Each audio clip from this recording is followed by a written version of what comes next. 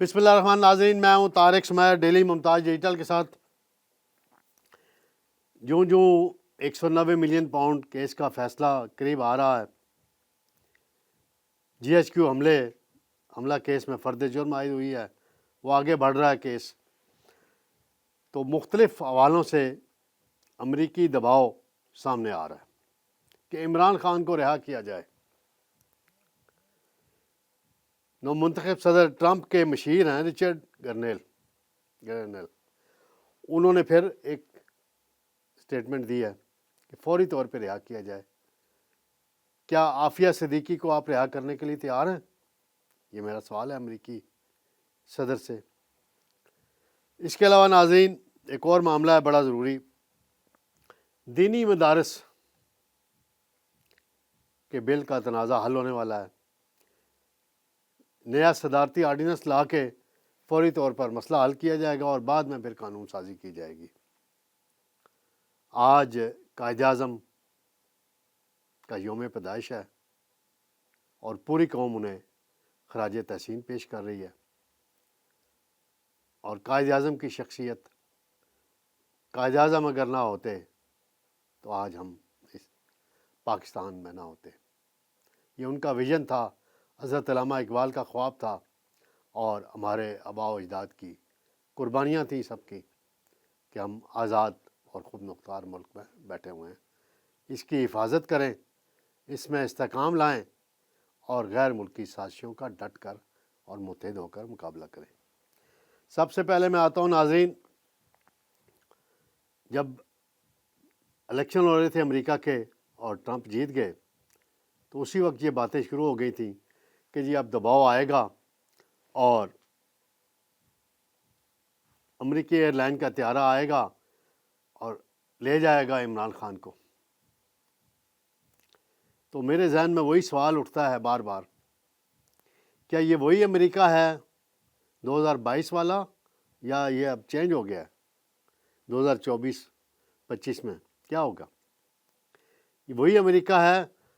خان صاحب یہاں کھڑے ہو کے تقریریں کرتے تھے کہ امریکہ نے سازش کی، باجوہ نے سازش کی، حسین حقانی کے ذریعے سازش ہوئی، ڈونلڈ لو کے ذریعے سفارش ہوئی۔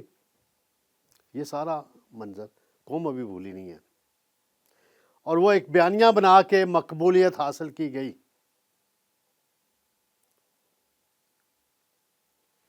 اب اس بیانیے، اور پھر مجھے ڈاکٹر اسرار صاحب کی وہ تقریر یاد آ جاتی ہے جو بہت عرصہ پہلے انہوں نے کی تھی، وہ اکثر وائرل ہوتی رہتی ہے، میں اس کی تفصیل میں نہیں جانتا، سب کو پتہ ہے۔ تو کیا عمران خان صاحب کے لیے کسی اسلامی ملک سے کیوں نہیں آواز آ رہی؟ یہ سوچنے کی بات ہے۔ فوجی عدالتوں سے سزائیں ہوئیں 25 مجرمان کو، تو برطانیہ بھی بول پڑا، امریکہ بھی بول پڑا، یورپی یونین بھی بول پڑی۔ اور بھائی، جب برطانیہ میں فسادات ہوئے تو آپ نے سمری ٹرائل کر کے سزائیں نہیں دیں؟ کیا پاکستان نے ان پہ اعتراض کیا؟ کیپٹل ہل پہ حملہ ہوا، صدر ٹرمپ کے حامیوں نے کیا، ان کو سزائیں ہوئیں، کیا پاکستان نے کوئی تبصرہ کیا اس پہ؟ فوجی عدالتیں پاکستان کے آئین کے تحت ہیں۔ عمران خان جب وزیر اعظم تھے 25 سیولین کو سزائیں ہوئیں، ان پر کوئی جی ایچ کیو حملہ نہیں تھا، کور کمانڈر ہاؤس پر حملہ نہیں تھا، فوجی تنصیبات پر حملے کا کیس نہیں تھا، وہ اور نوعیت کے کیس تھے، لیکن سزائیں ہوئیں۔ اور خان صاحب اس وقت بڑے دھڑلے سے عمران ریاض کو انٹرویو دیتے ہوئے کہتے تھے کہ فوجی عدالتیں ضروری ہیں، فوجی عدالتوں میں سزائیں ہونی چاہیے، کیونکہ سول عدالتیں کیسوں کو لمبا کرتی ہیں۔ تو آج کیا اعتراض ہے؟ امریکہ کو کیوں اعتراض ہے اس بات پہ؟ برطانیہ کو کیوں اعتراض ہے اس بات پہ؟ بھئی آپ کیوں ایسی باتیں کرتے ہیں؟ ہمارے اندرونی معاملات میں مداخلت کرتے ہیں۔ انسانی حقوق کا آپ نے خیال رکھنا ہے۔ ڈاکٹر عافیہ صدیقی کا ساتھ کیا ظلم کیا آپ لوگوں نے؟ پھر اس کو 70-80 سال کی سزا دی ہوئی ہے، اور ایک امریکی فوجی زخمی ہوا تھا 9/11 کے بعد قندھار میں، افغانستان کے کسی ایریے میں، اور وہ خاتون آپ کی جیلوں میں ہیں، پاکستانی ملنے جاتے ہیں ان کو ملنے نہیں دیتے، آپ سینیٹرز کو ملنے نہیں دیتے، اس کی ہمشیرہ کو ویزا نہیں دیا جا رہا، وہاں آپ کا انسانی حقوق کہاں کھو جاتے ہیں؟ فلسطین پہ انسانی حقوق آپ کے کہاں کھو جاتے ہیں؟ غزہ پہ یہ جو مشیر ہیں، اسپیشل مشن کے مشیر رچرڈ گرنیل، بھائی آپ اس وقت خاموشی ہو جاتی ہے کیا؟ آپ کے بندہ کیا کہے آپ کو؟ ڈبل سٹینڈرڈز ہیں نا آپ کے، پھر دوہرا معیار ہے، پھر آپ ہمارے میزائل پروگرام پہ بھی اعتراض کرتے ہیں، ٹھیک ہے؟ وہ وزیر اعظم شہباز شریف نے ڈٹ کر کل جواب دیا ہے، ایٹمی پروگرام ہو، میزائل پروگرام ہو، پاکستان کسی صورت سمجھوتا نہیں کرے گا۔ پاکستان نہ پہلے ڈرا ہے ان معاملات میں، نہ آئندہ ڈرے گا۔ ہمیں اپنی سالمیت عزیز ہے،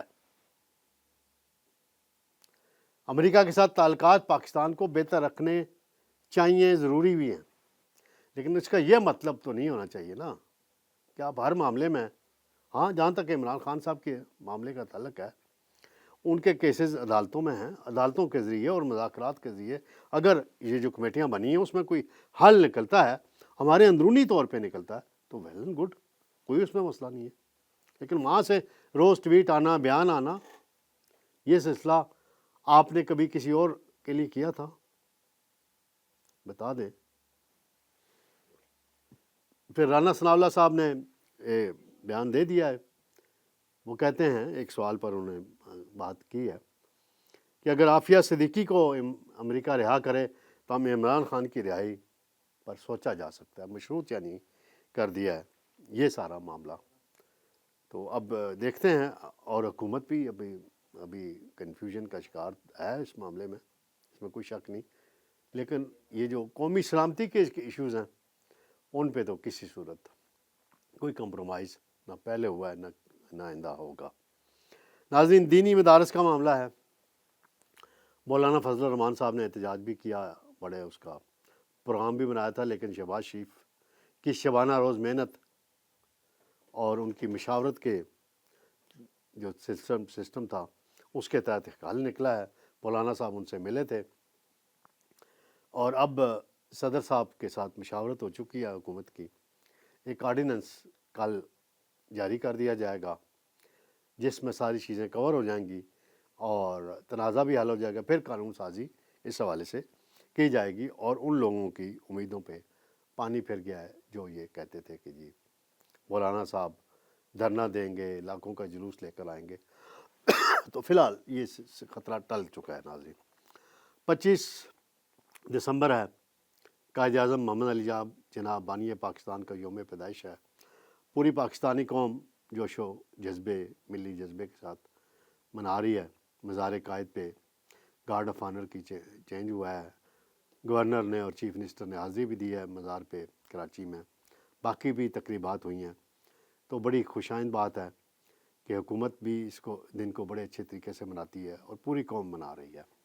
اور قائد اعظم اگر نہ ہوتے، اگر ان کا ویژن نہ ہوتا، تو پھر آج کل مودی سرکار جو کچھ انڈیا کے اندر مسلمانوں کے ساتھ اور اقلیتوں کے ساتھ کر رہی ہے وہ سب کے سامنے ہے، اس پہ تو امریکہ کوئی نہیں بولتا، اس پہ چپ لگ جاتی ہے۔ میں یہی کہتا رہتا ہوں۔ میں 25 دسمبر کے حوالے سے، کرسمس بھی ہے، تو اپنے مسیح بھائیوں کو بھی کرسمس پر مبارکباد دیتا ہوں اور ہیپی کرسمس ڈے بھی کہتا ہوں۔ اور بڑی خوشائند بات ہے کہ پاکستان کے اندر جو کرسچن کمیونٹی ہے، ملک کی تعمیر و ترقی میں اور دفاع میں، ہیلتھ کے شعبے میں بڑا نمایاں کردار ہے ان کا، تو اس کو ہم سراہتے ہیں اور انہیں پاکستان کے آئین کے تحت تمام مذہبی حقوق حاصل ہیں۔ ناظرین، انشاءاللہ جلد دوبارہ آپ سے ملاقات ہوگی۔ اللہ حافظ۔